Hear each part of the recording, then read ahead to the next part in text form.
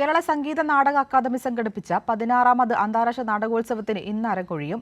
പ്രേക്ഷക പങ്കാളിത്തം കൊണ്ട് ശ്രദ്ധേയമായിരുന്നു ഇത്തവണത്തെ ഇറ്റ്ഫോക്. എല്ലാ നാടകങ്ങളും അരങ്ങേറിയത് നിറഞ്ഞ സദസ്സിന് മുന്നിലാണ്. ഇന്ന് വൈകുന്നേരം നടക്കുന്ന ആഘോഷ പരിപാടിയോടെ നാടകോത്സവത്തിന് പരിസമാപ്തിയാവും. സമാപന ചടങ്ങ് സാംസ്കാരിക വകുപ്പ് മന്ത്രി സജി ചെറിയാൻ ഉദ്ഘാടനം ചെയ്യും. കഴിഞ്ഞ 8 ദിവസം രാപ്പകലുകളില്ലാതെ അരങ്ങേറിയ അന്താരാഷ്ട്ര നാടകോത്സവത്തിന് ഇന്ന് അരങ്ങൊഴിയുകയാണ്.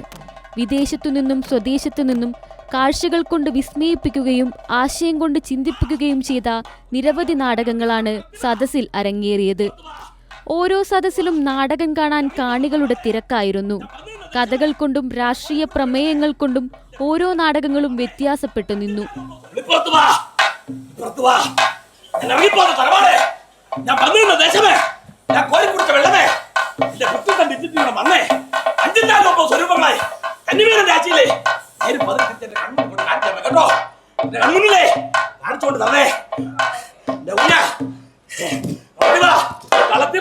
ഇരുപത്തിരണ്ട് നാടകങ്ങളുടെ 47 അവതരണങ്ങളാണ് ഹിറ്റ്കോക്കിൽ അരങ്ങേറിയത്. ഇതിൽ 40 അവതരണങ്ങൾ ഇതിനോടകം അരങ്ങേറി. ബാക്കിയുള്ള 7 അവതരണങ്ങൾ ഇന്ന് അരങ്ങേറും. ഈ നിശബ്ദതയിലെ ശബ്ദങ്ങൾ എന്നതായിരുന്നു ഈ വർഷത്തെ ഹിറ്റ്കോക്കിന്റെ പ്രമേയം. നാടകോത്സവത്തിന്റെ ഓരോ വേദികളും നാടകപ്രേമികളാൽ നിറഞ്ഞ നിലയിലായിരുന്നു.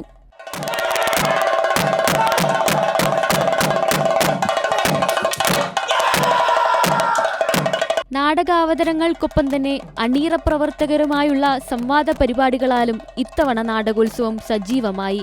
ഇതോടൊപ്പം തന്നെ വിവിധ പ്രദർശനങ്ങൾ, മഹാരഥന്മാരായിട്ടുള്ള കലാപ്രതിഭകൾക്കുള്ള അനുസ്മരണം എന്നിവയും നാടകോത്സവത്തിൽ നടന്നു.